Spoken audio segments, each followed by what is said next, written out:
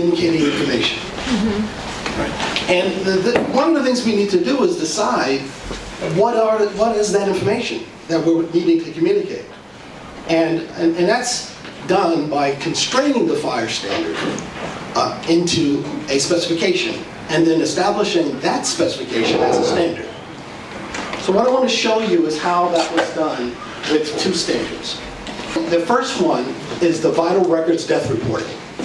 Right? Everybody is going to die. Ooh.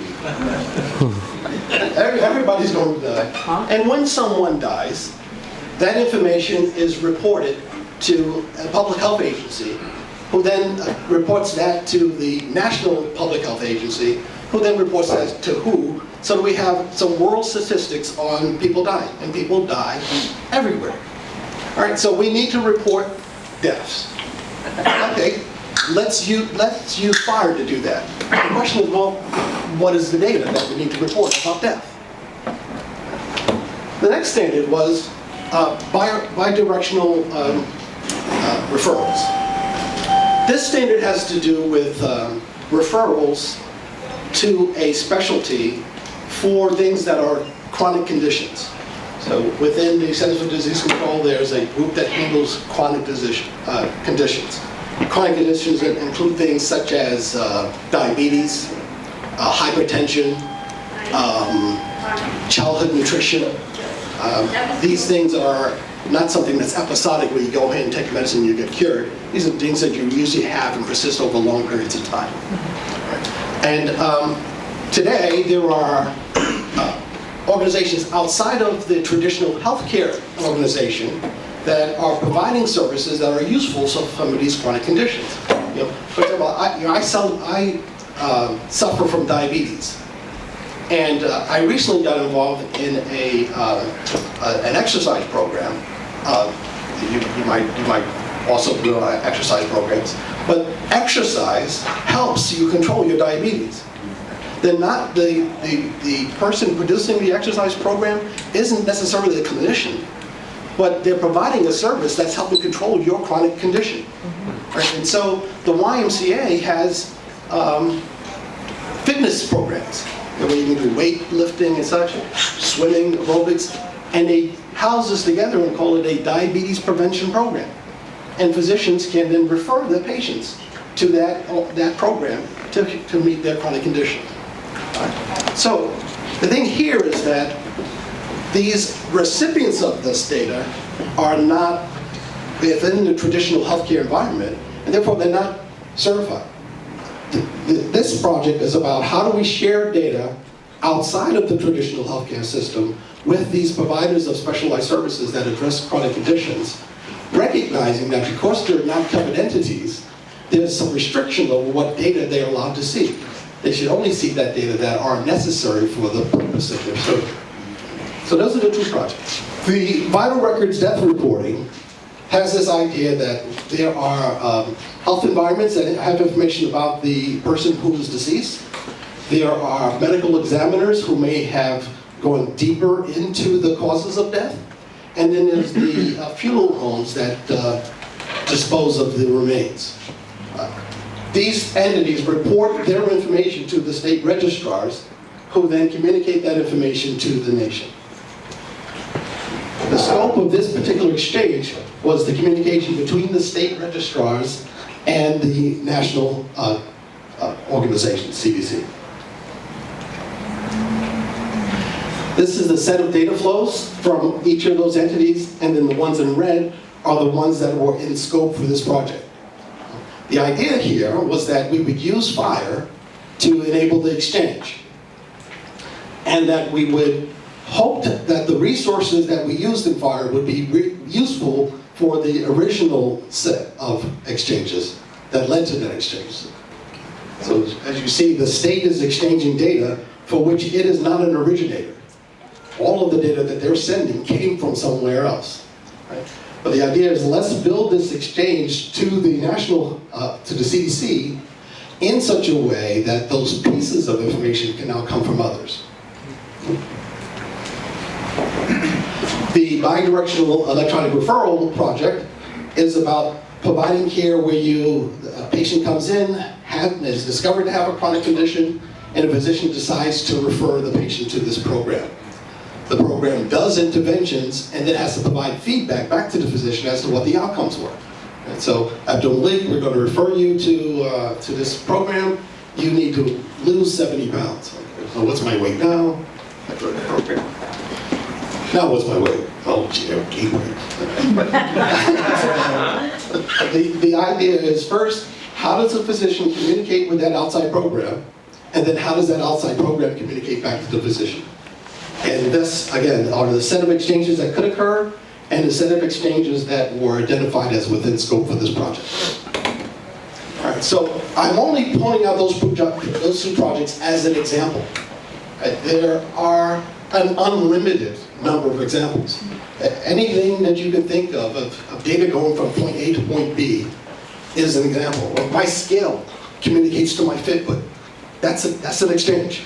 And so anytime there's data someplace, and that data need to get someplace else, that's an exchange. And it's unlimited. When we form a standard for exchange, we start with the HL7 specification. And I say HL7 specification because I'm HL7 biased. There are other exchange specifications, X12, NCPDP. Some standard has identified what are the data that's relevant for their domain. One needs to create a domain analysis model that identifies what is the set of data needed for this particular problem. Who are the actors involved?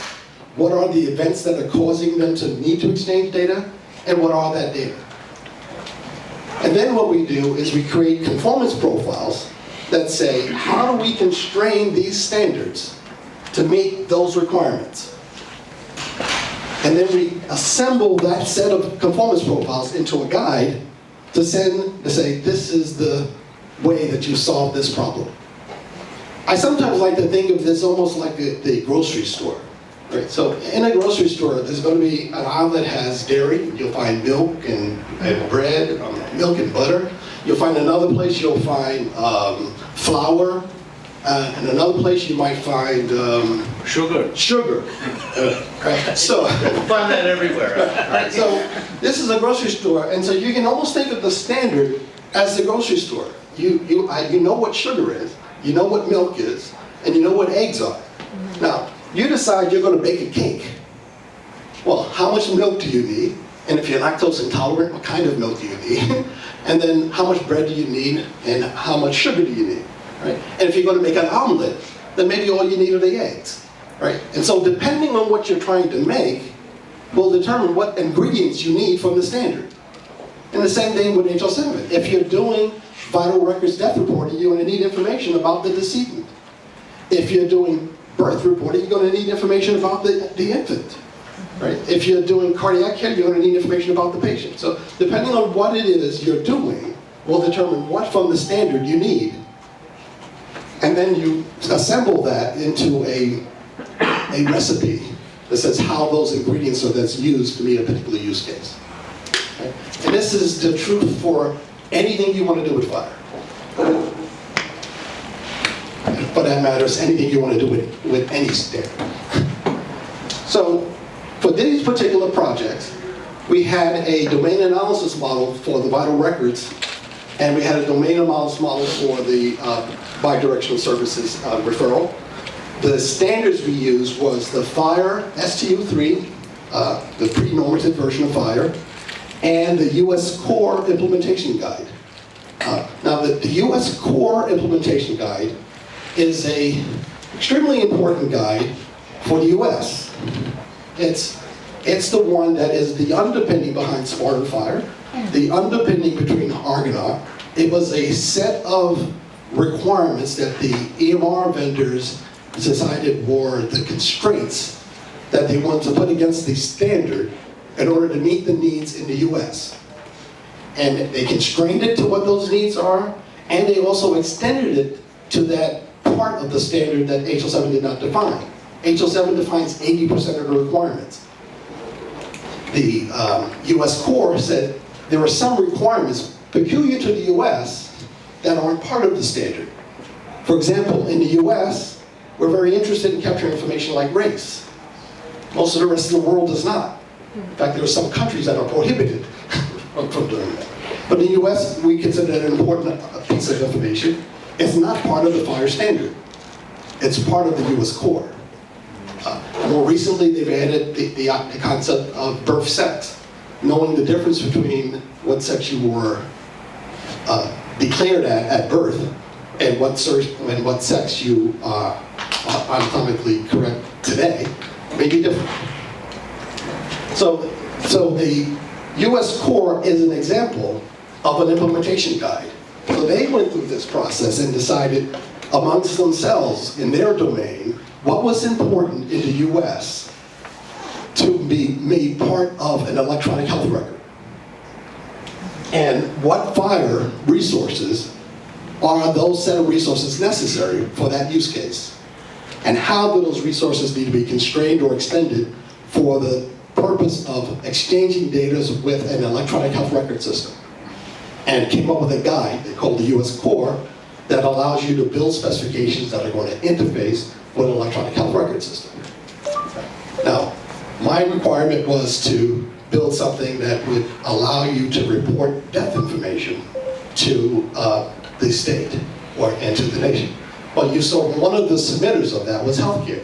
So some piece of information will come from the EHR. But systems included there also was information that came from the funeral home. That's not going to be coming from an EHR. And there's some information coming from the medical examiner's office. That's not coming from an EHR. All right? But they all can be set with FHIR. So we have this guide that will help me get the data that I need out of the EHR, but then for the others, there is no guide, we're making up the guide. Right?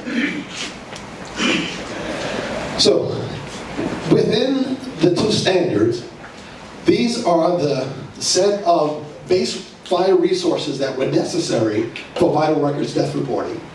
And these were the set of base resources that were necessary for the bidirectional services interface. And the ones in red are the ones they have in common. Right? So FHIR gives us a set of ingredients that we can use for our problem. And then we specialize those ingredients. So FHIR has a resource called observation. And we constrained it to say, what is the observation about the date of death? What is the observation about the decedent's education level? What is the observation about the manner of death? These are not FHIR resources. These are constraints of the FHIR observation resource. Just as in this case, we wanted to know what was the person's education level, what was the person's A1C count. Those were observations. So both using the observation resource from FHIR, but using them in different ways.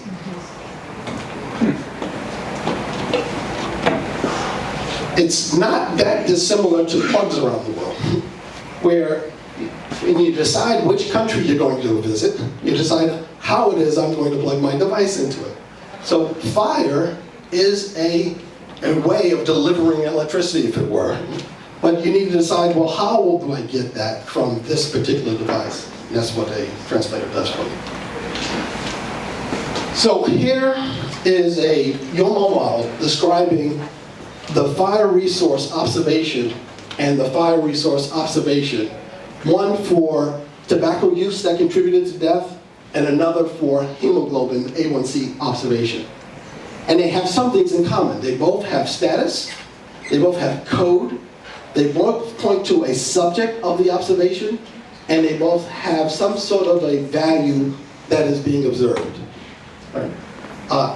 They have some differences as well. Only the A1C has the value as a quantity. The tobacco has the value as a code. So there are some differences about them, but these two applications are both using FHIR, both using FHIR observation resource.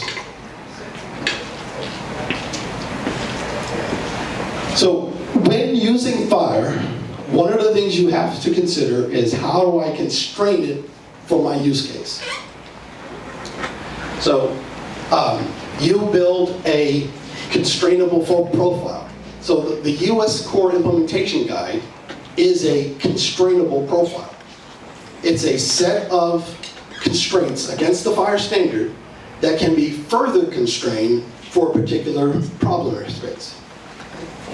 And then that further constrained one can then be implemented into applications. And the thing is that they need to be consistent with one another. So the standard might say something like, I'm talking about a shape and it must be a polygon. So we know it's multi-sided. It's not a point, it's not a line, it's a polygon. It has multiple sides. Is a circle a polygon? No, it's not. All right, so it has multiple sides. And you can have a constrainable profile that says it's a quadrilateral or a triangle. So you've constrained the multiple sides to say there must be 4 sides or there must be 3 sides. Right? And then from the quadrilaterals, you may further constrain it to say that the sides need to be parallel with one another. And then the one is the slides, it should be of the same length, but it won't be at any kind of angle. The parallelogram, a rectangle and a square are types of parallelogram. The square is a parallelogram whose sides are equal. A right triangle is one of the many types of triangles and can be an isosceles or a scalene triangle, depending on the length of the size of that right triangle. Right? So the point being that when we implement FHIR, we're constraining it down to our particular use case, but in all the time, we're making sure that as we go down that stack, we're conformant.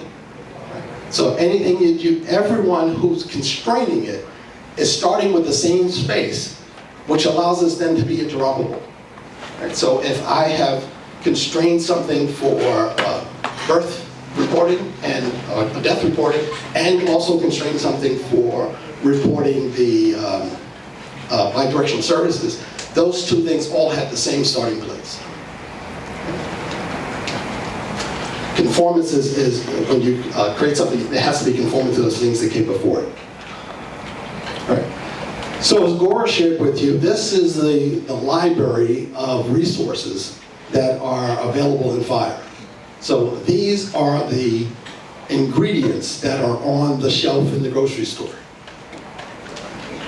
So those ingredients include things like allergy intolerances, medication statements, referrals, endpoints, all kinds of ingredients that you can then assemble into your application, as Gora referred to them as Lego blocks.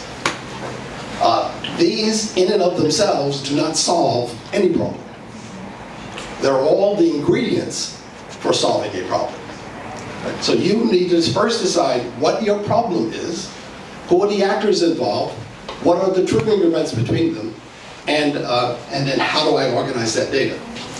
So I heard, as the earlier speakers were coming in, people were asking questions like, how do I push things to the EMR? How do I pull things out? How do I identify an app that receives things outside of the HR? All of those are things that are questions you need to answer. You need to know your requirements. The thing is that once you've decided what your requirements are, then you come back to FHIR so we have that underlying standard. It's important that we all speak that same language, or else we will not be interoperable. This is a rule that they use for air traffic controllers all around the world.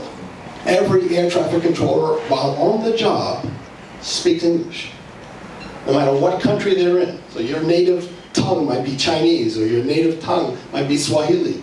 It does not matter. When you're on the job as an air traffic controller, you're speaking English, because it's important that the pilot and the air traffic controller have a common language. Although some might argue English is not a common language. One of my friends once asked me for rubber when he wanted an eraser, but that's a different story. The neat thing about FHIR is that it is an international standard for how to describe these artifacts that are important to healthcare in a way that everybody can use. And so when we say patient, what are the properties of patient? FHIR has said a patient has an identifier, has a gender, has a date of birth, has a decease indicator, it has a marital status, and has links to other things, and has some sort of language capability, and has contacts above it. This is what FHIR said is a patient. And constructing the bidirectional services resources, we said, great, That's patient.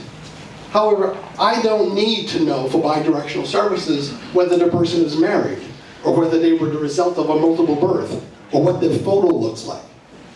The things I need to know are simply their gender, their date of birth, their name, their address. So the FHIR standard says this is everything you can say about patient, and then BSeR says let me constrain that to those things that I'm interested in. Right? And then also let me put some requirements on these things, because the FHIR standard says everything is optional. You can have 0 on all of those, but in the bidirectional services, it says, well, yeah, maybe FHIR says you can have 0, 1, but I need to know the birth date. I need to know the gender. I need to know how to contact this patient. So you can constrain things in your profile that identify, I'm using this resource, but for this particular use case, these are how that resource is going to be used. And then for a different use case, that same resource may be used differently. In this case, it was important to know 2 addresses for the decedent. I needed to know their residential address and their birthplace. I needed to not only know their legal name, but I needed to know any other alias names they would know by. And I needed to know their gender and date of birth. And I got this by looking at what my requirements were. On the death certificate, it indicates this is the data that need to be collected. You need to know the decedent's legal name and include any AKA names. We need to know the sex. We need to know the social security number. We need to know their date of birth, their place of birth, their residence, and for the residence we need their state, county, city, or town. And that's how we arrive at this structure for that use case. So here are the 3 structures side by side. All right, the FHIR standard for the patient resources. This is what you can say about patient. For BSeR, I said these are the constraints we want to put on this that we can say about patient. And on this one, it said these are the constraints, and in addition, we have some extensions we want to make. We're going to extend it to have race. We're going to extend it to have ethnicity. We're going to extend it to have birth sets. We're going to have it extended to know whether or not whether or not the person's residential address was within city limits. These were special requirements that were not in that 80%. Not everybody needed to know whether or not the person's residence was within city limits. But for death reporting, it was necessary because it determined who's reporting that death. So the way that you work with the FHIR is that you pick a resource that's of importance to you, and then you constrain it for your particular use case. So am I making an omelet or am I baking a cake? And how you use that egg will vary. If you're making egg salad, you're going to boil the egg. If you're making an omelet, you're going to crack the egg and fry it. It's still an egg. So FHIR has identified all of the ingredients. How you use the ingredients you do in your implementation. So the way that the bidirectional services is going to communicate data is by way of a message.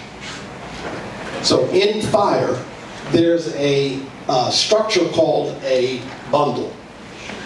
A bundle is nothing more than a collection of resources, and they can be in any order. Except when you say that the bundle is a message, then the first thing in that bundle has to be a message header. And then from the message header, you have to identify what is the focus of the message. And in this case, the focus of the message is the request. And in the request, it wants to know, well, who's the patient that this request is for? And it wants to know who is the practitioner who initiated the request, and who's the practitioner who is the recipient of the request. And so these can appear in any order, but you see only request points to the practitioner and only request points to the patient. So that's, in that way, they have to be structured. But this same patient, that patient used in a different use case, this time the decedent, there is no relationship to a practitioner or a request. It stands alone, But you cannot have the decedent's age until you have a decedent because it points to the patient. Changed or why we didn't change. Those who voted negative can then withdraw their negatives if they're satisfied, or provide more information for us to think about more. And then we circle that in the story until done, and eventually get around to publishing the specification. So both of those specifications went through balloting in May. We're in the midst of ballot reconciliation. We expect to finish going through all of the comments for them by mid-July, and we're hoping to be able to then publish in September.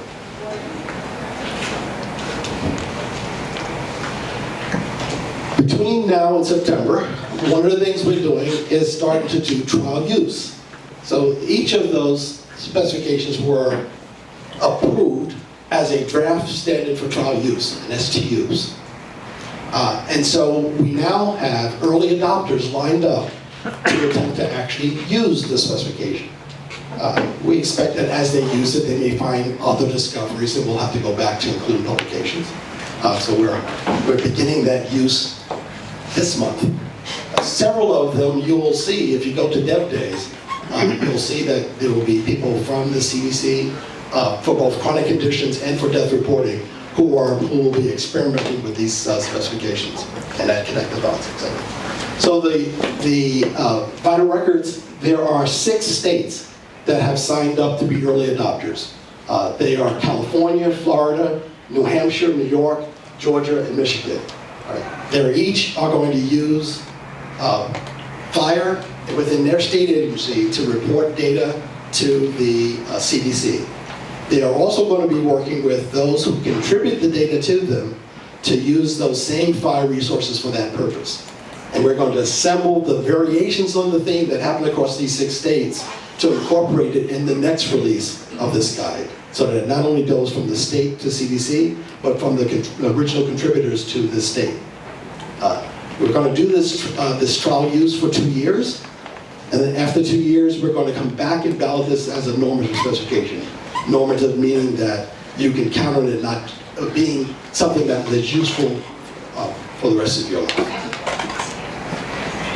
For the bidirectional services, we've had as volunteers, early adopters, the YMCA of North America, so all of the states in North America, and the EPIC has also signed up. So I just said we're in discussions with EPIC about being an early adopter of this standard. And then also the Chicago Alliance is going to be working with us on using the standard to refer their patients.